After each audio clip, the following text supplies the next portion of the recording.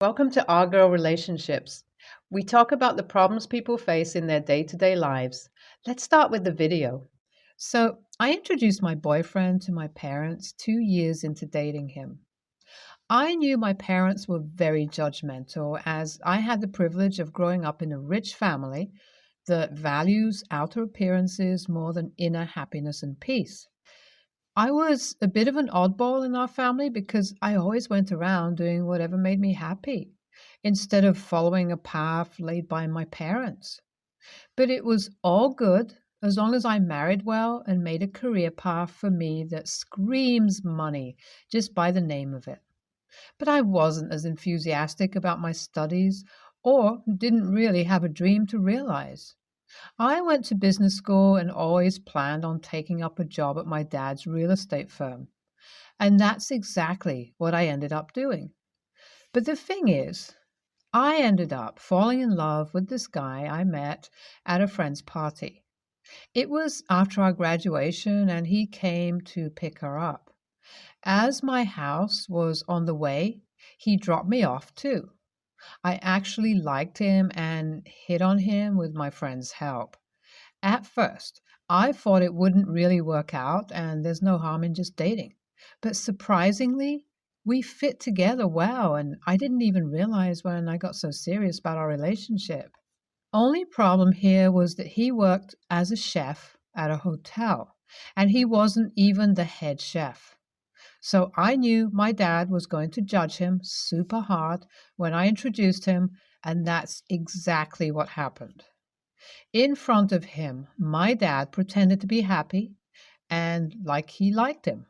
But once everything was done, he called me and told me that he expected me to do better when it came to boys. But I wasn't fazed by his comments as I've always done whatever I wanted in life. It's not like he could do anything about who I dated. This was 3 years ago, and now I'm engaged to the very same guy. Now, we've always been very private about our lives, and not many people even knew that we were dating. When we talked about the wedding guest list, it only included our families and a few close friends. In total, the guest list didn't cross over 25 people. Everything was ready, and we even printed out the invitations.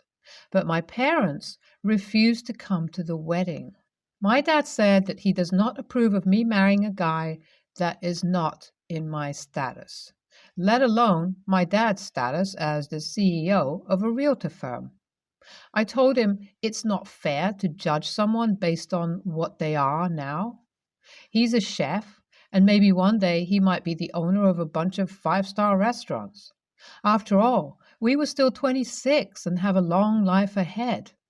But my parents, especially my dad, were firm about their decision and didn't want me to marry the guy or come to my wedding. When I told my boyfriend about it, he said that if that's their last decision, then we can't really do anything. We cannot beg them for their support, and we'll just have to be happy with the two of us and our love. It was a sad thing for me because even though I've been a rebel all my life, I really loved my parents and had a very close bond with them. I couldn't even imagine walking down the aisle without my dad. Every time I thought about it, I started crying. One night, when we were just casually talking, I jokingly told my boyfriend that we should just elope so we wouldn't have to worry about my parents not being there or my dad walking me down the aisle. It was a joke for me, but he got really serious. He said, "Why not just do it? After all, he only has a mom and a brother, while the only person coming from my family was my sister." We didn't really care what our friends thought about us eloping and canceling the wedding plan, and we could always throw a reception to celebrate the occasion with them all. So in the end, we decided to just go with it and elope. Last week, I was all ready to go to Vegas with him. We thought if we were going to do it, we should do it in style. So we booked a suite at the Bellagio and got all ready and excited. We sent messages to everyone who was invited that there wouldn't be a wedding in a week. I only told my sister that the reason the wedding was canceled was because we decided to just get married in Vegas.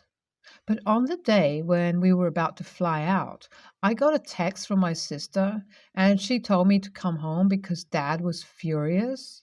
And he said he's going to disown me and cut me off completely if I married that guy. She also said that he was going to take away my current job and leave me to be. I couldn't believe he would go to such lengths just to get me to break off my relationship. There have been many times when we fought over what I did, but he never took steps that were this extreme. So I told my boyfriend that I had to go and talk to him before he took away my livelihood, and then I rushed home, only to find out that my dad wasn't even there. When I asked my sister where he was, she said he's at his office. So I was about to leave home to go to his office when my sister said I shouldn't go. I asked her what she meant, and she said that what she said in the text was a lie. She said that it was the only way for her to stop me from making a mistake. She said that Dad isn't going to cut me off completely, and he's starting to come around. But Mom wasn't pleased with her son-in-law, and she was the one who asked my sister to send that text. I couldn't believe it. Not only my sister lied to me about something so big, my mom, who has never once expressed her opinion so strongly, was the one scheming. I got so mad that I went to my mother and shouted at her. I told her she has no right to decide who I love and marry, and if she's so ashamed of my choices, she should stop telling people I'm her daughter. I barely controlled myself from breaking stuff. I said so many bad things that my mother was almost reduced to tears. Now that I think about that, I feel bad about saying all those things. I feel like I should have tried to get her to change her mind politely and in a civil manner. I'm feeling very conflicted right now. Am I the a-hole here, or is my mother the a-hole? Is her concern valid or not? Does she really have a say in my life just because she gave birth to me? So I read through the replies of everyone who commented on my post, and I know a lot of you think I'm an entitled child who hasn't matured enough to understand what's important. I just say that I was lucky my parents worked hard to give me a life that was privileged for you all, but that doesn't mean I don't have feelings or problems of my own, and people who are judging me can take their opinion elsewhere. Secondly, those of you who genuinely understand my situation and gave me advice, thanks a lot. I thought a lot about what you all said, and I also think that our matter could be solved if I could just be honest about my boundaries with my parents. I know I need to choose if my boyfriend is worth more to me than the life that I had because of my parents, and whether or not I'm willing to walk away from it for my boyfriend. The wedding was cancelled, and because our plans to run away were messed up by my mother, we still haven't gotten married, and I put the wedding on hold until I could sort out my situation with my parents. So I asked my dad if we could have a family dinner together, as I had something important to tell them, and he arranged one for yesterday. I went there alone and was fully prepared to finally say my piece and get it over with once and for all. When I reached their place, my dad was really excited because this was the first time in a very long time that we were going to spend time together as a family without my boyfriend or any awkward tension in the air. If only he knew what I was about to do. Around 8, we were all sitting in the living room watching TV and just having normal conversation when I decided to bring up the uncomfortable topic. I told my dad that I wanted to say something and they need to really hear me this time. When both my mom and dad nodded, I continued. I told them how I've been thinking a lot about my life and my relationship, and I've come to the conclusion that for me, my boyfriend matters more than my current job or my place in this family. I told them that no one knows what's going to happen in the future and I might just end up getting divorced, but right now, all I want is to marry that guy and swear to spend my life with him. And if Mom wants me to leave everything behind and cut all ties with this family, then that's what I do. So they had to make their choice. They can either support me in my decision or they can disown me. Either way, I've made up my mind. After that, no one said anything, and the look my mother gave me was the cue for me to leave. I told them I'd call in a week to ask them if their minds have changed. I hope that they'll see how serious I am about my current relationship and not take it as a joke anymore. But I also meant it when I said I'll be okay with giving up my current job and my inheritance. I got a call from my dad today. It's not even the weekend, so I was really surprised he called me so soon. He got straight to the point and told me that he loves me more than anything, and there's no need for me to be all dramatic and give out ultimatums just to get my way. He said that if that guy is my choice, then he'd support me. He did say that mom is still against me, but he'll try to convince her, and there's no need for me to worry about them anymore. Seriously, I can't believe he came around so quickly. It has been a very stressful month for me, and finally, it was all worth it. I understand that it'll be harder for mom after the stunt she pulled, but as long as dad is on my side, it was enough. NTA, you do sound like an entitled child, but even you don't have to listen to your parents. You're an adult and have the full right to make your own decisions in this world. To hell with your parents' standard. Just marry the man if he's the one for you. NTA, I don't think anyone here is the a-hole except your mom. What she got your sister to do was messed up, and you don't have to humor her in any way. It's your life, your choice. So don't let anyone tell you what to do. I, male, 23, have never been close to my sister, 26. I have an identical twin brother who I am very close to, and she used to feel left out when we were young. We feel she resents us for being so close, but it's not really our fault. She had triplets, 3 boys, 5 years ago through a one-night stand. She never told us who the father was, and we doubt she told him he has children. He isn't named on the birth certificate. I tried to help out as much as I can, but she kept refusing and stopped me seeing the boys. I now have a little boy who's 1. I'm a single father as his mother died not long after he was born. I was contacted by CPS telling me that she has given up her parental rights and requested me as the boy's legal guardian. I was told that there have been lots of issues and allegations have been made against her due to the care of the boys. I have now had the boys for 6 months and she wants to have contact with them. I have said no because when I mentioned their mom, they get very upset and it takes me ages to calm them down. They get very clingy with me, so I try not to mention her. My mom, dad, brother, and sister-in-law say IATA for not giving her another chance. I have had a lot of people DM me asking questions, so I thought I would answer them here while the boys are asleep, as I don't have time to answer everybody individually. I live in LA with my immediate family, and my extended family live in Anaheim. My partner was in a car accident, not her fault, when she was 8 months pregnant with our twins. We sadly lost her and 1 baby. I'm having therapy for this, but having the boys in my life seems to help me cope.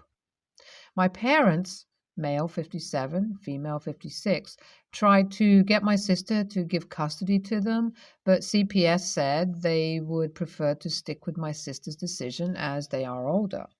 I have no idea who the triplets' father is, and to be honest, I don't think she does. He is not on the birth certificate, and she won't even tell us any possibilities. So I can't try and contact him. I probably wouldn't, though, to be honest, as I'm not sure that the boys need someone else that they don't know coming into their lives at this moment. I may be wrong with that, so don't judge me. My sister is going to be prosecuted from what evidence they have of child abuse. I try not to get too involved with the case as I need to focus on the boys. Everyone who looks after all of the boys know that she can't have contact and to call 911 if she tries. Thank you for all your support. NTA, go with what your immediate family is saying. The kids get upset at the mention of her, and she gave away parenting rights herself. Why does she want contact after going and putting her children through such a painful process? Did she want only the easy part of being a mom and expect other people to deal with the hard parts? BTW, props for accepting her children with you, especially in such a young age. I'm sure you'll be able to give them the love that every child deserves. NTA, you have to do what's best for the kids, and clearly, even the thought of being around her is terrifying to them. There might be some point in the future when her seeing them could be something you'd want to facilitate. Example, if they are teenagers and want to, and she has some stability in her life. But it sounds like it would be quite harmful to them at the moment. NTA, protect those kids and do what is best for them. She does not deserve a place in their life if she is not a safe person to them. She doesn't get to traumatize them further just because she birthed them. Stand your ground. I, 29, female, have been married to my husband, 29, for 2 years. He has a 7-year-old daughter from a previous relationship, and we also have an 11-month-old daughter together. My husband and his ex aren't on good terms because she's very controlling and a bit crazy. I, therefore, have never had contact with her. I've never spoken to her and don't have her contact info. Everything regarding his daughter goes through email or his attorney. I'm Afro-Caribbean. My husband and his daughter are white. I often braid my 11-month-old's hair with beads on the end of her hair. My stepdaughter had been constantly asking if she could have the same hairstyle as her sister. I told her no every time, but last Thursday she told me she wanted beads like her sister, so they could be real sisters. It really touched my heart and didn't want her to feel left out. I braided 2 front pieces of her hair. She's beaming with joy. It made her absolutely ecstatic to finally have her sister's hairstyle. I wanted to take the braids out before she went back to her mom, but she refused and became very upset. My husband told me it was okay, and her mother will take it out. Her mother was not okay with me braiding her hair, and we received an angry email from her. In the email, she wrote that she had to cut off her hair because she couldn't take the beads out. She also threatened to call CPS on us and take full custody. I feel really guilty for braiding her hair. Her mother cut her hair, and it's my fault. Should have never braided her hair without her mom's permission. She probably doesn't know how to take out these type of hairstyles, and I should have known that. On the other hand, I couldn't force her to take them out. It, of course, also would have sucked if I took out the braids against her will. I feel really sorry for her and my husband. They absolutely don't deserve to go through this again. AITA? NTA, her mother did not have to cut her hair. A simple Google search or an email to you, which she clearly is fine with, would have given her everything she needed to resolve the situation. Another option would have been to just leave the braids in. She's creating drama where there doesn't need to be any because of her bruised ego. I feel very bad for your stepdaughter that her mother can't see past her own feelings for the good of her child. NTA, she cut her child's hair because she wanted to fight with her ex-husband and her husband's new partner. Even if the braids were hard to take off, does she live like a cave person that she has no access to the internet? Could she not have called you to ask, or could she not have called her child's father to ask? This person is someone who uses her child as a tool to make her ex-husband's life miserable simply because she is no longer in his life. Let her call CPS. They will take her child away from her for cutting her hair, for trying to use her as a weapon against her father. She is bluffing. A good parent cares about their child. She is talking with her hurt ego as a woman because she no longer has this man in her life. Don't think too much about it. Talk to your husband, and if necessary, get a good lawyer. Your stepdaughter was vocal enough to ask for braids. She can say what happened. Also, there is no doubt her mother is telling her your child is not her real sibling.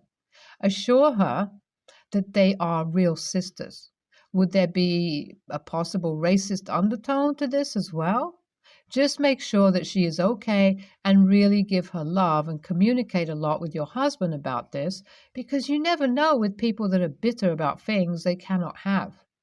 This has nothing to do with you or the child. It has more to do with her and her ex-husband. NTA, you were bonding with your stepdaughter as well as helping her bond with her 11-month sister, too. The stepdaughter chose and asked for the braid, and equally, the ex could have reached out to you through email and asked how to take it out. Or Googled it, rather than going to such drastic measures. It seems like she has just kicked off for the sake of causing drama, IMO.